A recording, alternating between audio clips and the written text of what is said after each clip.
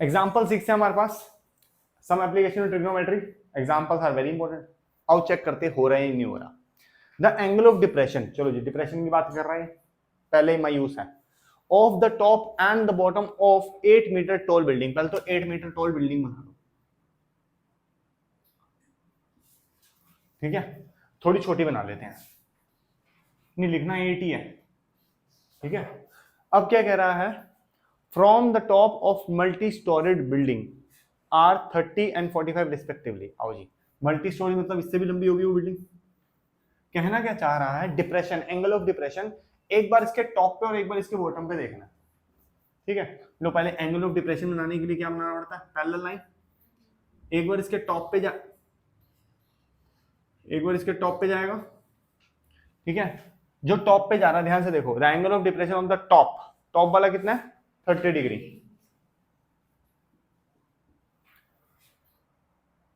Top and the bottom, and the bottom मतलब 45, क्योंकि respectively लिखा हुआ है, तो पहले जो वर्ड लिखा है वो पहले के लिए, जो बाद में लिखा है वो बाद के लिए, ठीक है। अब 45 होगा नीचे वाला,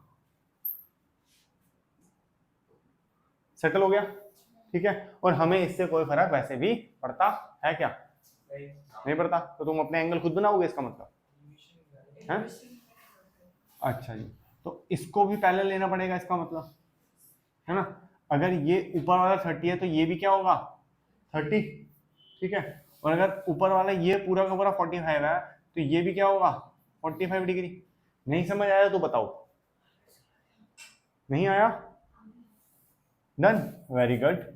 अब एक काम करते हैं, ये जो एलिवेशन वाले अब हमने जो बनाए हैं, ठीक है, तुम कह रहे हो आगे मैंने बनाया गलत हुआ है, अच्छा नहीं बनाया, ठीक है, लिखा नहीं है 30 डिग्री, ये ठीक ठीक, ठीक है, समझ आ रही है। ये छोटे वाला 30 था ना, तो ये देखो यहां से आया z बन रहा है, तो ये 30 है तो ये भी 30 होगा, ठीक है। ये देखो ये पूरा 45 है, ये 45 यहां तक आया, ये भी गया, ये भी 45 और ये z वाला भी 45। ऑल्टरनेटिव एंगल में z बनता पता ना तुम्हें, ये है तो ये है, ऐसे करके, ठीक है, समझ आ गया। तो अब दो छोटे छोटे या बड़े बड़े जो भी एंगल्स हैं हम लोग अपने तरीके से बना लेते हैं, ठीक है, अलग अलग करके जैसे हमेशा बनाते हैं, उससे थोड़ा सा इजी और थोड़ा क्लियर इमेज आ जाती है हमारे सामने। आओ जी पहले बना लो, पहले टॉप वाली बना लेते हैं। टॉप पे कितना एंगल है 30 डिग्री का, राइट, ठीक है। बॉटम पे आ जाते हैं, डन। मल्टी स्टोरेड बिल्डिंग है, यहां पे एंगल कितना है 45, यहां तक बोलो कोई दिक्कत परेशानी पक्का। A B C D E, A B E, ठीक है। अब ए सी डी, यहां पे अगर मैं लाइन लगा लूं और बी लिख लूं तो बी सी कितना है 8 और ए बी कितना है एक्स मान लोगे, मान लो, ये लो एक्स मान लो। बेस कितना होगा दोनों का वाई, देख क्योंकि सी डी और बीई क्या है बच्चे पैरेलल है और इक्वल है ना। सी डी और बीई वाई ले लिया इसलिए मैंने। अच्छा ये ऊपर वाला ए बी क्या है एक्स। अब बताओ यहां तक कोई दिक्कत परेशानी है तुम्हें, और कोई इंफॉर्मेशन को जानने के लिए फिर से क्वेश्चन को रीड कर लो, क्योंकि क्वेश्चन अगर परफेक्टली रीड है, डायग्राम एग्जैक्ट है, उसके बाद करने का फायदा है, वरना तो पहले ही काम खराब हो चुका है। कह रहा है angle of depression of the top, हाँ भाई टॉप का देखा हमने, ठीक है, टॉप तक गए तो 30 था, 30 ले लिया, ठीक है। बॉटम 45, ठीक है, ऑफ 8 मीटर टॉल बिल्डिंग, ये छोटी वाली बिल्डिंग क्या है 8 मीटर टॉल है, ठीक है। From the top of multi storeys, multi storeys उससे लंबी होगी, ठीक है, हमने कर लिया। बिल्डिंग ऑफ 30 डिग्री, ये भी ठीक हो गया। Find the height of the multi storage building, मतलब कि x प्लस 8, मुझे x निकालना है, and the distance between the two buildings, मतलब मुझे y भी निकालना है। डन, आओ ये चालू हो जाते हैं फिर। In triangle A B E, tan कितना लगाऊं 30 is equal to x upon y, या अभी छोटे बच्चे हैं तो हम वापस पंडित जी को बुला लेते हैं, पंडित बद्री प्रसाद हर हर बोले, ठीक है। P और B का जो रेशियो आता है, देखो ये P है ये B है, इसका जो रेशियो आएगा वो tan के लिए आता है, तो मैंने लिखा tan 30, P upon B। P कितना है x, B कितना है y।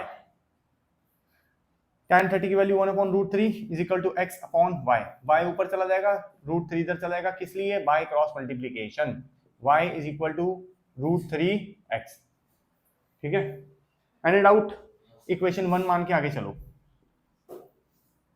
अगला triangle, in triangle A C D, ये बड़े वाला ए सी डी, इसके अंदर भी वापस हम लोगों को परपेंडिकुलर और बेस देखना है, इन्हीं का रेशियो है, तो क्या लगेगा tan थीटा, tan थीटा के अंदर वैल्यू है tan 45 की, ठीक है। 45 को देख के मुझे बहुत खुशी होती है, क्योंकि उसका बेस और परपेंडिकुलर इक्वल हो जाता है, ठीक है। चलो बताऊंगा तुम्हें, P अपॉन बी, P कितना है x प्लस 8, B कितना है y, और tan 45 होता है 1, इसीलिए खुशी होती है, x upon 8 is equal to y, तो ये चला गया यहाँ पे y, यहाँ तक कोई दिक्कत परेशानी, ठीक है जी। और y is equal to x plus 8, ये हो गई सेकेंड इक्वेशन। फर्स्ट इक्वेशन के हिसाब से y है √3x, सेकंड के हिसाब से है y is equal to x plus 8, तो इसका मतलब कि दोनों की y को इक्वेट कर दो, दोनों y को क्या कर देंगे, इक्वेट करके देख लेते हैं। देखो जी, तो इसका y कहता है √3x, हमने बोला ठीक है जी, इसका y कहता है x प्लस 8, ठीक है जी। अब यहाँ पे x आएगा तो क्या होगा, √3x minus x is equal to 8, ठीक है।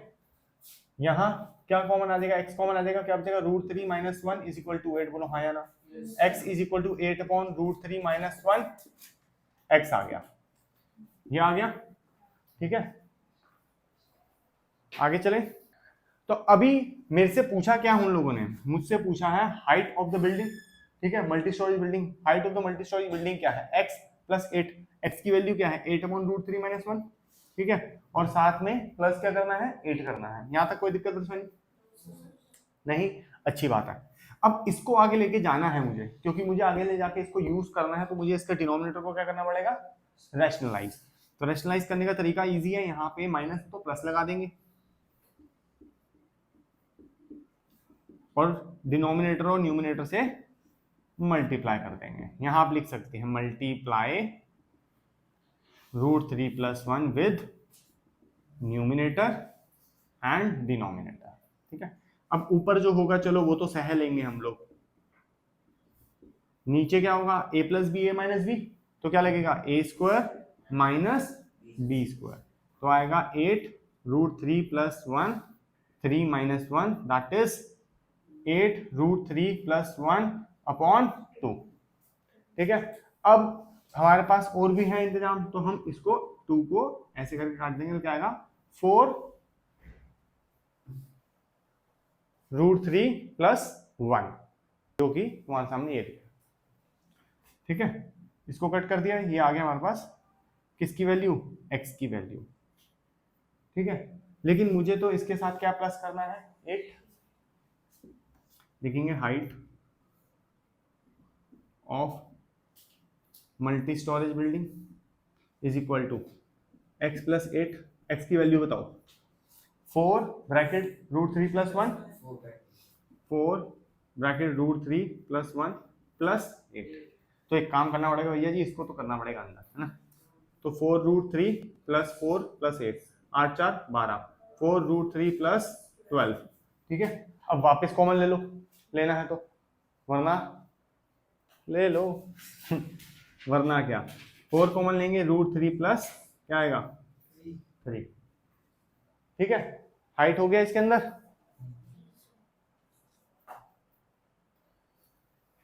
हाइट आ गई इसकी 4 √3 प्लस 3। अच्छा जी, अब हमें एक और चीज चाहिए, उसका बेस मतलब y।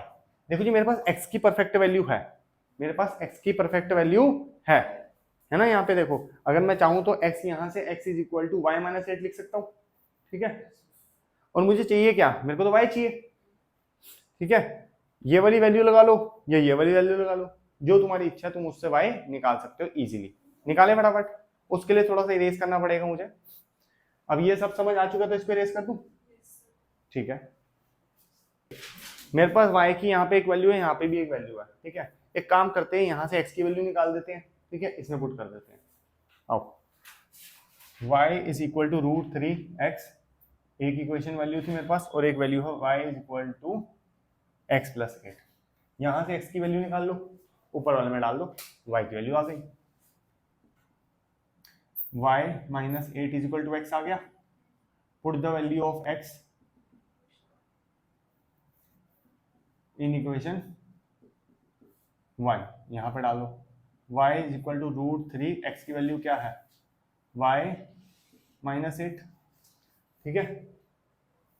अब यहाँ क्या आएगा √3y -8 √3, ठीक है। और यहाँ क्या बचा है y को इधर ले आओ, क्या हुआ y -√3y is equal to -8 √3, minus और y दोनों कॉमन ले लो, क्योंकि यहाँ माइनस रहना अच्छी बात नहीं है। माइनस कॉमन लिया और y कॉमन लिया, अंदर क्या आएगा, मतलब यहाँ पे माइनस हो जाएगा और यहाँ पे क्या हो जाएगा प्लस हो जाएगा, ठीक है। यहाँ माइनस मतलब कि -1 प्लस √3। अच्छा, इसको ऐसा ना लिख के √3 -1 लिखना ज़्यादा बेटर रहेगा ना, is equal to -8 √3 is equal to -8 √3, minus से माइनस गया, ठीक है। और अब y is equal to 8 √3 upon √3 -1। अब इसको यहाँ नहीं छोड़ सकते, इसको भी क्या करना पड़ेगा, वापस रैशनलाइज, ठीक है। रैशनलाइज करेंगे तब इसका आंसर जाके आएगा कहीं पे।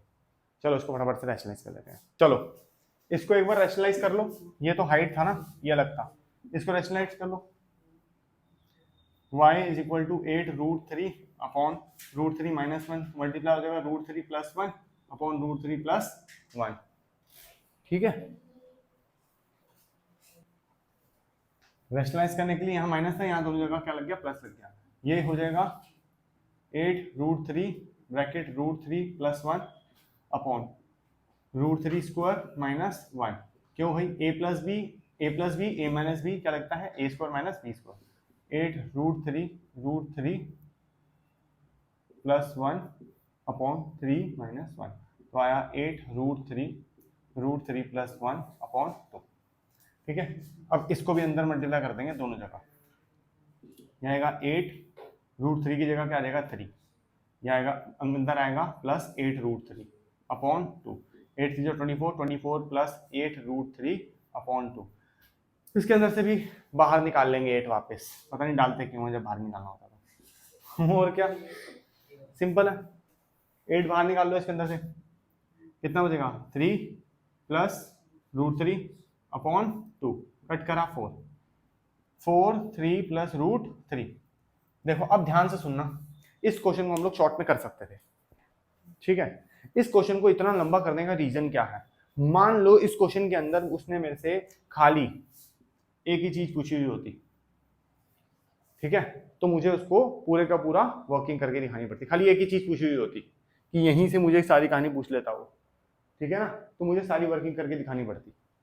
अगर मान लो यही क्वेश्चन है, ओनली यही क्वेश्चन है, इसी क्वेश्चन को समझना है, तो आप लोगों ने पहले ही x की वैल्यू यहां मान रखी है, उसको डायरेक्ट यहां पुट करो तब भी वो आंसर आ जाएगा, ठीक है।